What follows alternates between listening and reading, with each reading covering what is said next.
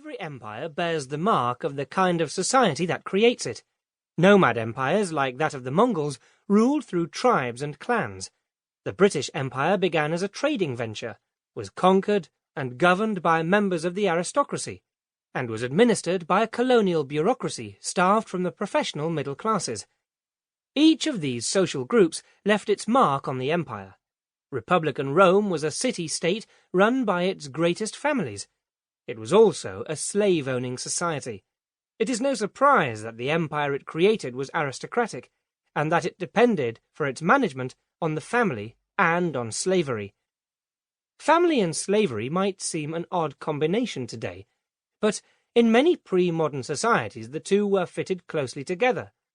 Many economic and governmental functions that are in the modern world organized by corporations, companies and bureaucracies of various kinds were in the past mostly managed by individuals who relied for help on networks of families and friends, kith and kin.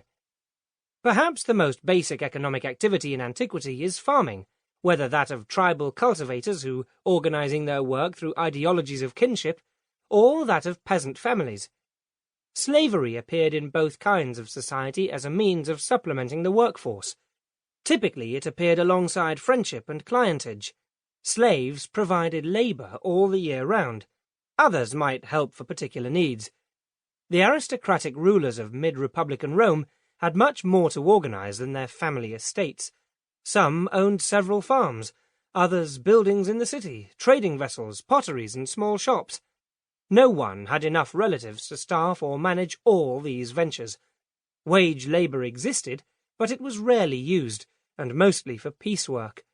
Military aggression made the growth of slavery possible, and the more complex society that resulted from expansion generated new roles that slaves could fill.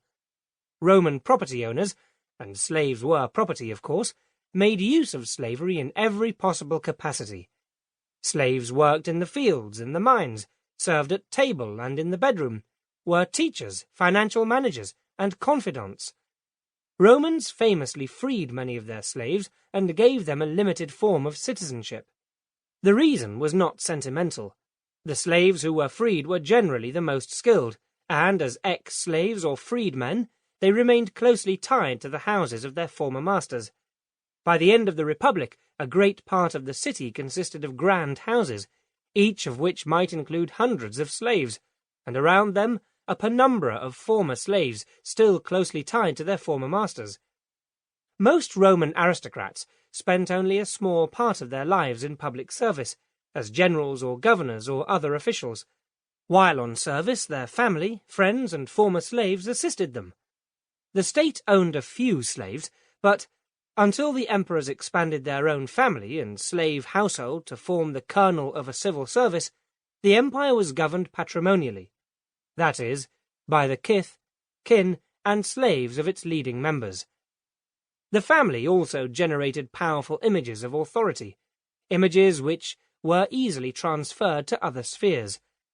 The ideological focus was the pater familias, the normal head of the household.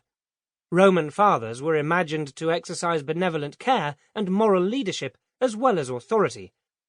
Formerly, the Roman pater familias owned all the property of those persons under his authority, a group that included his adult children, the children of his sons, their slaves, and ex-slaves. He also exercised a kind of guardianship over his female relatives, and even his married daughters remained under his authority. The pater familias was magistrate and priest in his own household, representing it to the state and to the gods. He presided over the family cult, might convene a council of his friends to help him decide on family matters, and might turn this into a family court to try members of the household. Until Augustus, even adultery was a matter for the jurisdiction of the head of the household. Slaves might be subjected to beatings at his command or set free.